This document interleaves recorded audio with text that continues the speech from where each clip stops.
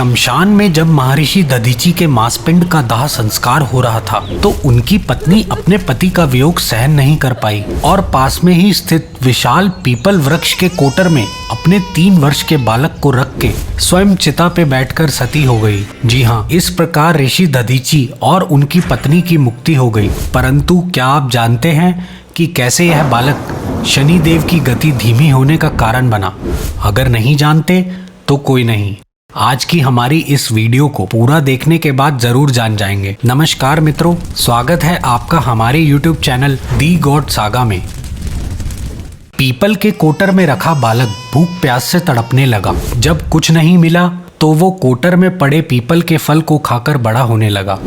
कालांतर में पीपल के फलों और पत्तों को खाकर बालक का जीवन किसी प्रकार सुरक्षित रहा। एक दिन देवऋषि नारद वहां से गुजर रहे थे। नारद ने पीपल के कोटर में बालक को देखकर उसका परिचय मांगा। नारद बोले, बालक तुम कौन हो? बालक ने जवाब दिया, यही तो मैं भी जानना चाहता हूँ। नारद जी कहने लगे, तुम्हारे जनक कौन हैं? बालक कहने लगा, यही तो मैं भी जानना चाहता हूँ। तब नारद ने आंखें बंद कर ध्यान लगाया। तत्पश्चात आश्चर्यचकित होकर बालक को बताया कि हे बालक, तुम महान दानी महर्षि दधीचि के पुत्र हो। तुम्हारे पिता की अस्थियों का वज्रास्त्र बनाकर ही देवताओं ने असुरों पर विजय पाई थी। तुम्हारे पिता की मृत्यु मात्र 31 वर्ष की आयु में ही हो गई थी। बालक, मेरे पिता की अकाल मृत्यु का क्या कारण था? नारद, तुम्हारे पिता पर शनिदेव की महादशा थी। बालक, मेरे ऊपर आई विपत्ति का कारण क्या था? नारद, शनिदेव की महादशा। इतना बताकर देवऋषि नारद ने पीपल के पत्तों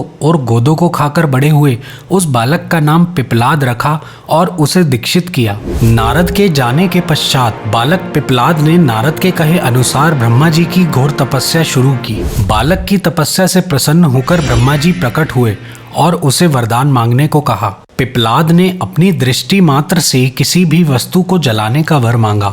ब्रह्मा जी से वर मिलने पर सर्वप्रथम पिपलाद ने शनिदेव का आवाहन कर अपने सम्मुख प्रस्तुत किया और अपनी दृष्टि से उन्हें भस्म करना शुरू किया। शनिदेव जलने लगे। संपूर्ण ब्रह्मांड में कोलाहल मच गया। सूर्यपुत्र शनिदेव की रक्षा करने में सब देवता विफल हुए। सूर्यदेव अपनी आंखों के सामने अपने पुत्र को जलता देख ब्रह्मा जी से उसे बचाने हेतु प्रार्थना करने लगे। अंततः ब्रह्मा जी पिपलाद के सम्मुख पधारे और शनिदेव को छोड़ने की बात कही, किंतु पिपलाद तैयार नहीं हुए। ब्रह्मा जी ने शनिदेव को छोड़ने के बदले 2 वर मांगने को कहा। तब पिपलाद ने निम्न 2 वर ब्रह्मा जी से मांगे। पहला, जन्म से 5 वर्ष तक की आयु के किसी भी बालक की कुंडली में शनि का स्थान नहीं होगा, जिससे कोई और बालक मेरे जैसा अनाथ ना हो। दूसरा वर, मुझ अनाथ को पीपल के वृक्ष ने शरण दी है, अतः जो भी व्यक्ति सूर्योदय से पूर्व पीपल वृक्ष पर जल चढ़ाएगा उस पर शनि की महादशा का असर नहीं होगा। ब्रह्मा जी ने तथास्तु कहा। तब पिपलाद ने जलते हुए शनि को अपने ब्रह्मदंड से उनके पैरों पर आघात करके उन्हें मुक्त कर दिया। इससे शनिदेव के पैर क्षतिग्रस्त हो गए और वे पहले जैसी तेजी से चलने लायक नहीं रहे।